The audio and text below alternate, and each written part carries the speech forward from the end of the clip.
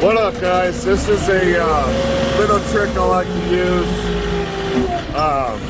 when I'm either going to somewhere tight. I used this a lot in Ohio when I was going downtown, or in Vegas downtown areas, or just anywhere I know I'm going that's going to be a tight street. I load the truck. You can put 2 pallets on the back, or in this case a bunk of 8-foot drywall,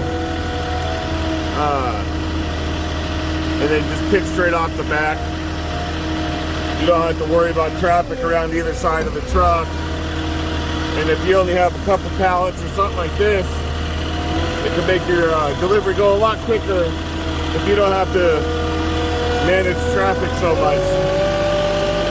So you always have that option, but you just gotta remember, load up, you gotta take your Moffett off so they can load the truck for you. As you can see, just drop it off and then load her back up.